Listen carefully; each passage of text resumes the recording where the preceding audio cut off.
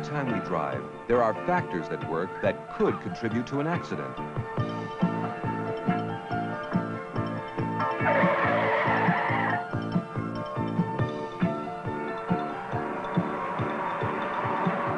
The minor driving errors that we all commit are factors.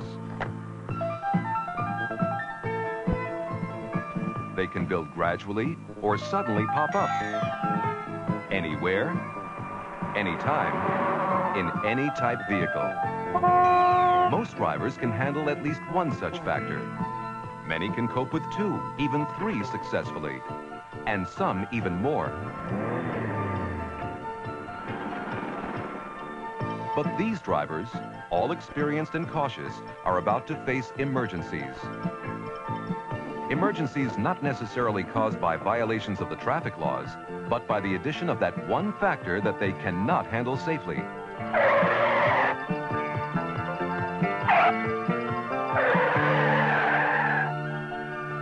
This is the final factor.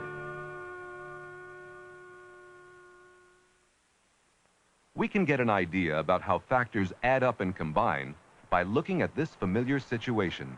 2 drivers at the scene of a minor collision. Many of the factors that led to this accident will never even be known by the drivers involved. Let's see what those factors really were. Factor 1 was contributed by Jane Hoffman.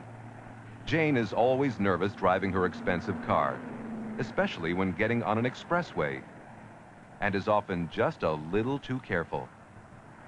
The driver of this car, already on the expressway, is not honoring the merging traffic sign and allowing Jane to enter the flow of traffic. He is creating factor 2. Jane, edging up, decides at the last minute that she can't make it and stops. Meanwhile, behind her, Bob Kaplan, assuming that Jane did enter the expressway, turns to check traffic for his own entry, and that's factor 3. Following closely behind Bob, Kathy Brewer now adds the final factor. She chooses this moment to change cassettes in her tape deck. At the exact moment Bob hits his brakes. Finally seeing her opportunity, Jane entered the expressway, unaware that she had anything at all to do with Bob and Kathy's collision. If any of the 4 drivers had eliminated the factors they created, the accident might have been avoided.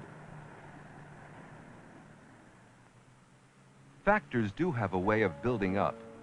Watch as they build for Benjamin Walker, returning with his wife from a weekend in the country. Factor 1. Ben Walker is tired. It's been a long day. He's been on the road since late morning. He knows he should stop, but he has to get home. It's also dark, and that's factor 2. Factor 3. Ben's wife, who's also tired, is resting on his shoulder. This limits Ben's control of the steering wheel. Factor 4. Ben's wagon is overloaded. Ben doesn't know it, but that extra weight is causing his low beam headlights to shoot high, blinding the oncoming drivers. They respond by flicking their bright lights, trying to signal Ben to dim his. Ben doesn't understand. His brights aren't on.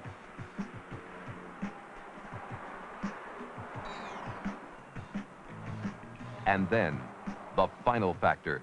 One driver retaliates by blasting his brights at Ben, momentarily blinding him.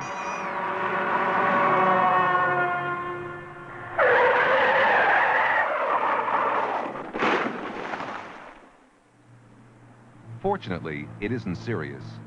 But if any or all of the factors that caused this had been eliminated, Ben and his wife would have gotten home a lot sooner.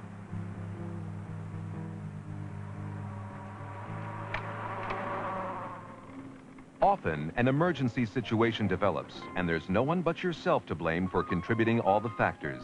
Take Neil Berman, for instance. Neil is a pretty good driver, but he occasionally takes risks. Up to now, he's been lucky in dealing with these factors safely. This time, however, it will be different. Factor 1. The weather has made the road slippery and treacherous. Factor 2. Neil, anxious to reach his destination, sees no need to slow down. Factor 3. He's also unfamiliar with these roads, and that map he's clutching is a distraction from his full attention to the road.